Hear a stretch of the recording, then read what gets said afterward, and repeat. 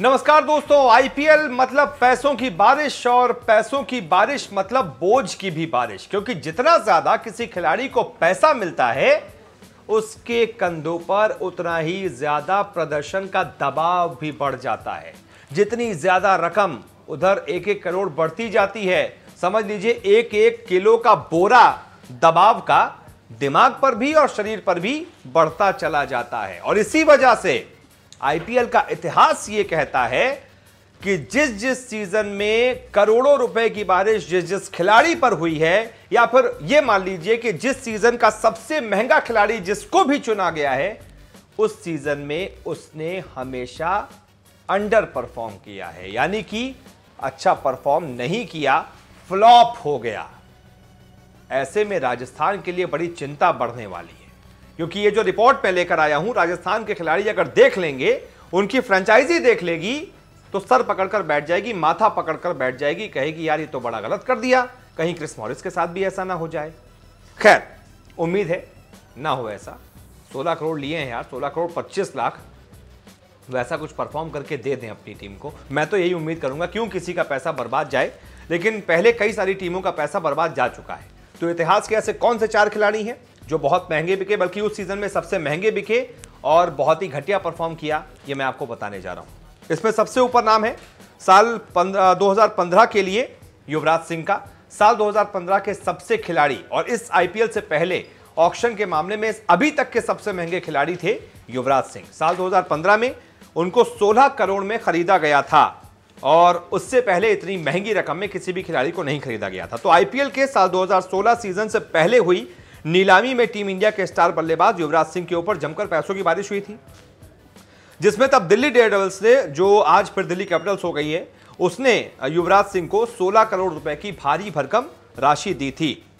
और उसके बाद हमने देखा कि इस सीजन में 16 करोड़ रुपए लेकर युवराज सिंह ने 10 मैच खेले और उनके बल्ले से सिर्फ और सिर्फ 236 रन ही निकल पाए, जो कि आईपीएल इतिहास की सबसे महंगी बोली में से एक रही, मगर बुरी तरीके से खिलाड़ी फ्लॉप रहा। तो यह बताता है कि जितनी ज्यादा रकम उतना ज्यादा दबाव, और उस दबाव को खिलाड़ी सहन नहीं कर पाते हैं और फिर वैसा भी परफॉर्म नहीं कर पाते जैसा आमतौर पर वो कर देते, क्योंकि बोझ इतना ज्यादा होता है दिमाग पर कि यार इस आईपीएल का मैं सबसे महंगा खिलाड़ी हूं, फ्रेंचाइजी ने मुझे इतने करोड़ रुपए दिए हैं, मुझे अच्छा परफॉर्म करना है और अच्छा परफॉर्म करना है, यार इतने से काम नहीं बन रहा है, 40 रनों से काम नहीं बन रहा है, मुझे 80 बनाने हैं। फिर वो 80 बनाने के चक्कर में 20 भी नहीं बन पाते हैं, यही होता है। खैर, दूसरे नंबर पर इस लिस्ट में जयदेव उनादकट। भाई साहब को साल 2018 में 11 करोड़ 50 लाख में खरीदा गया था, 11 करोड़ 50 लाख। साल 2017 आईपीएल में पुणे की टीम से शानदार प्रदर्शन किया था इस खिलाड़ी ने। उसके बाद घरेलू क्रिकेट में भी शानदार किया था। फिर आईपीएल 2018 में उन पर नीलामी में जबरदस्त पैसों की बरसात हुई थी और 11.5 करोड़ में उनको राजस्थान रॉयल्स ने अपनी टीम में लिया था। लेकिन इसके बाद वही हुआ जो युवराज सिंह के साथ हुआ, बहुत ही ज्यादा महंगे साबित हुए। जयदेव उनादकट पूरी तरीके से फ्लॉप रहे, 9.47 की बहुत ही ज्यादा महंगी इकोनॉमी से रन दिए और पूरे आईपीएल में सिर्फ और सिर्फ 11 विकेट अपने नाम कर पाए। बहुत ही ज्यादा, 11 करोड़ पूरी तरीके से मिट्टी में मिला दिए, पानी में बहा दिए, कोई फायदा नहीं हो पाया उनको 11 करोड़ में खरीदने का। खैर, आगे बढ़ते हैं। तीसरा नाम है पैट कमिंस। अभी साल 2020 के आईपीएल में 15 करोड़ में इस खिलाड़ी को कोलकाता नाइट राइडर्स ने खरीदा था। ऑस्ट्रेलिया का धाकड़ गेंदबाज है, आपको पता ही है कि कितने शानदार गेंदबाज है, लेकिन शायद 15 करोड़ का भार इतना ज्यादा था उन पर कि वो उतना परफॉर्म नहीं कर पाए जितनी उनसे उम्मीद की गई थी टीम की तरफ से। पूरे आईपीएल 2020 सीजन में 14 मैचों में उन्होंने खेला और सिर्फ 11 विकेट ले पाया। बल्कि आप आमतौर पर उनका रिकॉर्ड देखेंगे तो हर एक मैच में उनके 2 विकेट तो कम से कम होते ही हैं, कहीं नहीं जाते। तो अगर आमतौर पर वो 14 मैच खेलते तो 28 विकेट तो कहीं नहीं गए थे, 25-26 विकेट तो कहीं नहीं गए थे। लेकिन क्योंकि इतने महंगे बिके थे तो फिर उसका भार इतना ज्यादा उन पर बढ़ गया कि सिर्फ और सिर्फ 11 विकेट ही ले पाए और अपनी टीम को उन्होंने मायूस किया। इसी के लिए हम कह रहे हैं, क्योंकि ये तीसरा ऐसा खिलाड़ी था जो रिकॉर्ड ये कहता है सबसे महंगा बिका लेकिन सबसे घटिया परफॉर्म भी किया। और चौथे नंबर पर हैं वही जिनके घर में आजकल फौरी हो रही है, ग्लेन मैक्सवेल। हर साल उनके घर पे फौरी होती है, इतना घटिया परफॉर्म करते हैं हर साल, लेकिन 2014 के बाद से मुझे याद नहीं कि किसी साल में ग्लेन मैक्सवेल ने बढ़िया परफॉर्म किया हो। लेकिन भाई गजब किस्मत के धनी है, हर साल इनके घर पर फौड़ी होती है। पिछले साल से ज्यादा पैसे में खरीदे जाते हैं। 3 करोड़ से शुरुआत हुई थी, फिर 6 करोड़, फिर 9 करोड़, फिर 12 करोड़ और अब 14 करोड़ 25 लाख। गजब है भाई। लेकिन पैसा ही बढ़ता है, प्रदर्शन नहीं बढ़ता।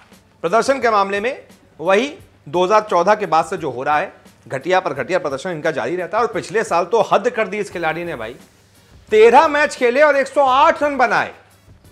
हमारे ऑफिस में कई ऐसे खिलाड़ी, उनको आप उतार दे तो कम से कम 13 मैच खेलेंगे तो उसमें से कम 5 मैच में तो 50 बना ही देंगे। लेकिन कहां ग्लेन मैक्सवेल, इतने बड़े खिलाड़ी और 13 मैच में 108 रन। तभी किंग्स इलेवन पंजाब ने कहा भाई ऐसा करो, निकल लो यहां से, हमको जरूरत नहीं है तुम्हारे जैसे खिलाड़ियों की। इतना पैसा भी दें और उसके बाद तुम हमारे लिए ऐसा घटिया परफॉर्म करो।